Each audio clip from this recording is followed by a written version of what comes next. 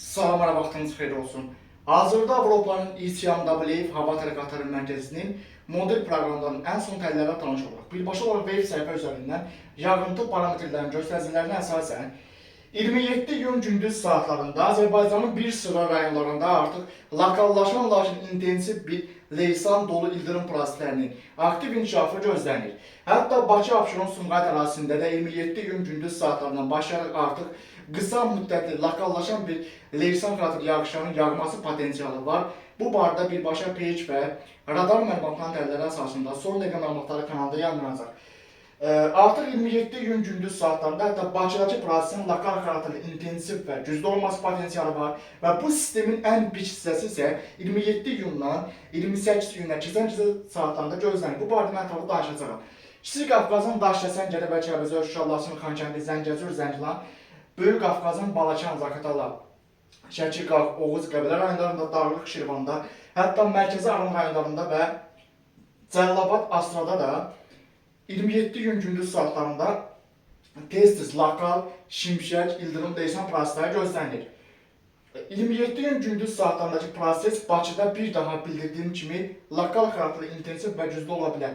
Bu prosesdə daha da geniş bir spektrdən baxanda, yəni artıq biz xəritəni zoomlayanda görürük ki, Bakı, Abşeron, Sumqayıt arasındakı proseslərin 27 iyun gündüz saatlarında kifayət qədər lokal bir intensiv və güclü olması potensialı var.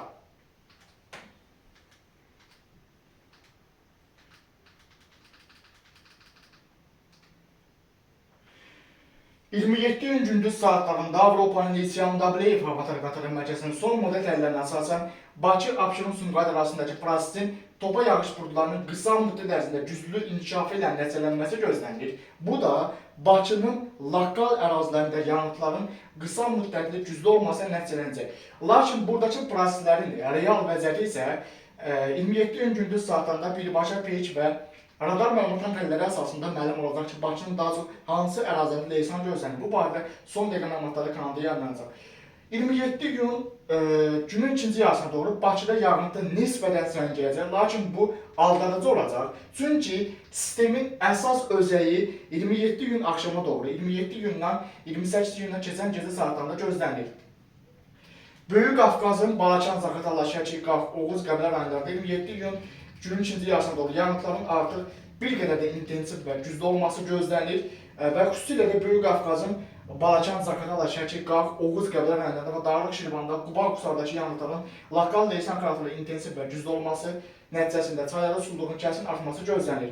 27 iyun axşam saatlarına doğru baxın burada şimaldan daxil olan hava şütələri ilə Cənubi-Qərbdən daxil olan İstava dağlarının toqquşması artıq burada Azərbaycanın şimal və qərb rayonlarındakı yanıtların leysan xarakterli intensiv gücləri də lokal, şiddətli olması potensialı var. Çünki artıq sistemin əsas özəyi 27 iyun axşam saatlarına doğru aktivləşəcək.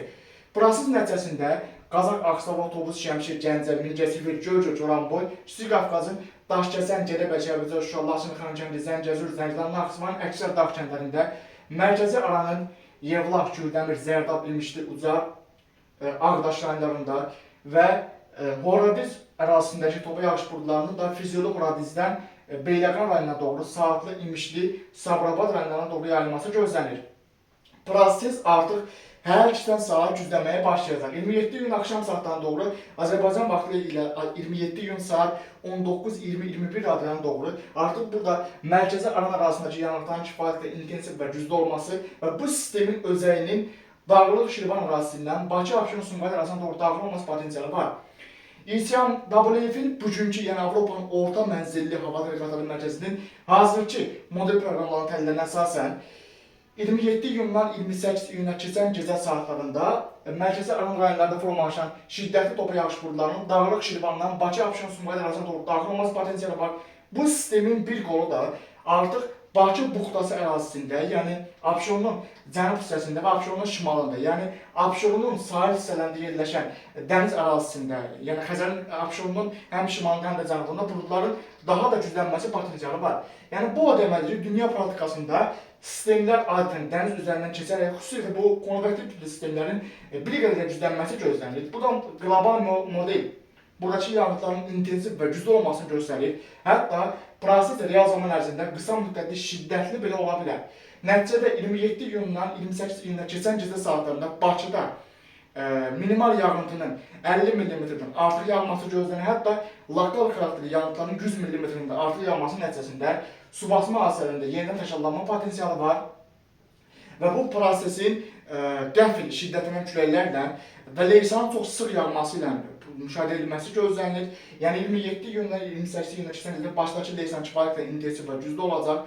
Bu proses nəticəsində yollardakı, magistral yollardakı Bakıda deməli, görünüş məsafəsinin xeyli azalması potensialı var. Bu barədə birbaşa peyk və radar məlumatların təlləri əsasında kanalda yenilənmiş məlumatlar yayınlanacaq. Baxın, buradakı sistem kifayət qədər ciddi olacaq və lokallaşan prosesin nəticəsində yanıtların güclü olması ciddi problemlərə səbəb ola bilər. Amma buradakı model bu siqnalları göstərsə də, hər nə qədər bu siqnalların güclü olmasını göstərsə də, real zaman ərzində, yəni bu yanıtların trayektoriyası daha çox hardan keçəcək, bu prosesləri dəqiqləşdirmək üçün həmin saatlarda artıq 27 iyundan 28 iyuna keçən gecə birbaşa peyk və radar məlumatların təlləri əsasında son dəqiqə məlumatları kanalda yayınlanacaq. Yəni artıq biz sistemin daha çox hardan keçməsi haqqında daha dəqiq məlumatları əldə edəcək və qısa metrajlı videolar vasitəsilə kanal postunda mətn şəklində və uzun metrajlı videolar vasitəsilə kanalda yenilənmiş məlumatlar izləyiciyə çatdırılacaq. Buradakı prosesin deməli inkişaf mərhələsi, yəni birinci mərhələ 27 gün gündüz saatlarında Bakıdakı prosesin ilkin mərhələsi olacaq. Leysan xarakterli yağışın yağması potensialı var, şimşək çaxması gözlənilir. Lakin ikinci əsas proses, yəni prosesin əsas özəyi isə 27 iyun axşam, 27 iyundan 28 iyuna keçən gecə 28 iyun səhər saatlarına qədər artıq başdakı yağıntıların daha da güclənməsi potensialı var. Bu barədə daha ətraflı məlumatlar kanalda yayınlanacaq. Ən şiddətli yağıntı Böyük Qafqazda, Dağlıq Şirvanda və Mərkəzi Aranın bugünkü məlumatlara əsasən Kürdəmir, Zərdab, Yevlax, deməli Ucar, Saatlı rayonlarında, eyni zamanda Sabirabad, Hacıqabul və Dağlıq Şirvandakı yağıntıların kifayət qədər güclü olması potensialı var. Nəticədə Azərbaycan rayonlarında bir sıra çaylarda sululuğun kəskin artması, Kür çayının yuxarı axınında, Kür çayının aşağı axınında, Araz çayında və sululuqda artım potensialı var və bir sıra daxili çaylarda, rayonlararası çaylarda, kəndlərarası çaylarda da sululuq artacaq. Mərkəzi alandan keçən çaylarda da sululuğun artması gözlənilir. Su kanallarının daşması potensialı da var. Çünki yağıntı modelin göstərdiyi miqdarlardan daha güclü yağacaq. Böyük Qafqaza maksimal yağıntının 150-250 mm qədər yağması, Mərkəzi alana maksimal yağıntının 100-150-170 mm qədər yağması, Kiçik Qafqaza maksimal yağıntı 70-130 mm qədər yağması, Cəlilabad Astraya isə maksimal yağıntının 27 iyundan 28 iyuna keçən gecə saatlarında maksimal yağıntının Cəlilabad Astrada 130-170 mm qədər yağması, Dağlıq Şirvan xüsusi risk bölgəsidir. Maksimal yağıntı lokal xarakterli 200 mm-dən artıq yağa bilər.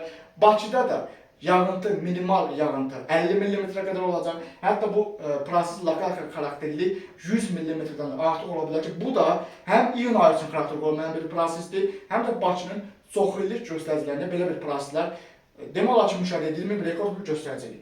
Real zaman ərzində birbaşa peyk və radar məlumatların təlləri əsasında son dəqiqə məlumatları kanalda yayınlanacaq. Çünki bu sistem güclü konvertiv sistemdir. Dünya praktikasında bu tip sistemlərin dəqiq trayektoriyası məlum deyil, amma artıq ikinci gündür ki, eyni siqnalı biz alırıq ki, daha çox bu sistemin nüvəsi mərkəzi aranından, Dağlıq Şirvandan və Abşerondan keçəcək. Yəni sistemin mərkəzi ana hissəsi, bu fırtına xətti daha çox mərkəzi aran, Dağlıq Şirvan və Abşeron başdan keçəcək. Birbaşa peyk və radar məlumatları təlləri əsasında son dəqiqə məlumatları kanalda yayınlanacaq.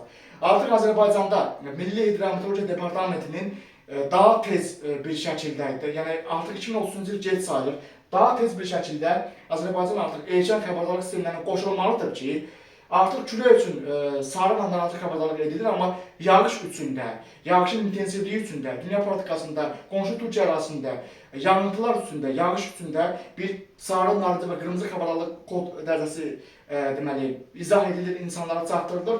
Bu da artıq insanların bu prosesi daha yaxşı dərk etməsinə səbəb olur. Yəni Azərbaycanda da artıq yağıntıların intensivliyi haqqında sarı, narıncı və lazım gələrsə qırmızı kod dərəcəsinin tətbiq edilməsi vacib sayılır. Yəni mənim hesabıma görə 27 iyun axşamdan 28 iyun gündüzə qədər Azərbaycan arasında gözlənilən yağıntının kod dərəcəsi Dağlıq Şirvanda narıncı və qırmızı kod dəstəsinə yaxın olacaq, yəni Böyük Qafqazda, Dağlıq Şirvanda ciddi bir yağıntı gözlənilir. Mərkəzi aranda narıncı kod dəstəsinə yaxın olacaq. Cəlilabad Astrada da yenə də narıncı kod dəstəsinə yaxın bir yağıntı gözlənilir və Bakıda da sarı və narıncı kod dəstəsinə yaxın bir yağıntı potensialı var. Hətta lokal xarakterli ola bilsin ki, yağıntı 100 mm keçə biləcək. Bu artıq qırmızı kod dəstəsi deməli. Yəni ümumiyyətlə şəhər ərazisində qısa müddət ərzində yağan deməli, aylıq normanın dəfələrlə aşan bir şiddətli yağıntılar dünyanın hansı şəhəri olursa olsun bu tip yağıntını götürməyə deməli, şəhərin vəziyyəti imkan vermir. Çünki şəhərin ümumi deməli, vəziyyəti bu tip yanğından ötürülməsi üçün çox deməli, çətin bir vəziyyət yaranır. Bu da o deməkdir ki, yəni Bakı da dünyanın digər şəhərləri kimi qlobal iqlim dəyişikliyi nəticəsində çox ciddi bir risk altındadır.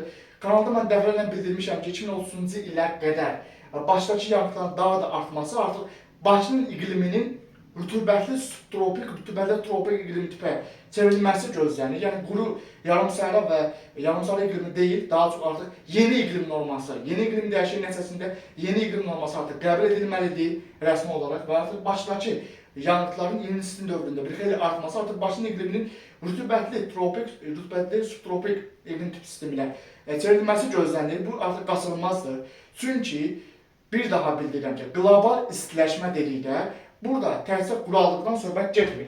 Çox təəssüflər olsun ki, Azərbaycandakı bir sıra, yəni elm adamları, bu işlə məşğul olanlar cəmiyyətə məlumatı düzgün çatdırmırlar. Deməli, biz nəyə eşidirik mətbuatda? Daim qurallıqdan danışırlar, amma qlobal istiləşmə qurallıq demək deyil. Bunu amma insanları tərs çatdırırlar. La Nina dövründə də qurallıqdan danışırlar, El Nino dövründə də qurallıqdan danışırlar. İndi bir nəfər bundan sual verir ki, nə oldu? La Nina'da da qurallıq oldu, El Nino'da da qurallıq. Xeyr, bu belə deyil. Bu proseslərin daxilindəki parametrləri araşdırmaq lazımdır. Hansı ki, mən bütün xırdalığı ilə çatdırıram ki, El Nino proseslərində hansı proseslər baş verəndə yağıntılar artır, La Nina'da hansı proseslər baş verəndə yağıntılar artır. Yəni, təkcə ilə quru çıxıb deməklə qurallıq olacaq, bu məsələ həll olmur.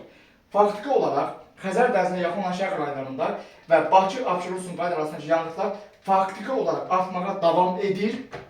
2030-cu ilə qədər Bakı, Abşeron, Sumqayıt yağıntılarının daha da artması Bakının yeni iqlim normasının artıq 250-350 mm deyil, minimum 700 mm qədər və ondan da artıq bir illik ortalama yağıntıların yeni iqlim normasının müşahidə edilməsi gözləniləndir və bu barədə mən daha ətraflı danışacağım artıq iyul ayında deməli İCMW Avropanın orta mənzilli hava tədqiqatları mərkəzinin və digər qlobal miqyaslı iqlim tədqiqatları mərkəzinin iyul ayının əvvəllərində artıq yeni iqlim sezonluq iqlim modellərinin təhlilləri əsasında artıq mən 2026-cı ilin iyul, avqust, xüsusilə də 2026-cı ilin oktyabr və noyabr aylarında Qafqazda gözlənilən ciddi bir iqlim dəyişikliyi haqqında mən ətraflı danışacağam və bir daha sübut edəcəyəm ki, Azərbaycan ərazisində quraqlıqdan daha çox, quraqlıqdan danışmaq lazım deyil, daha çox yanğınların artmasından və bu yanğınların gətirdiyi risklərin idarə edilməsindən danışmaq vacibdir.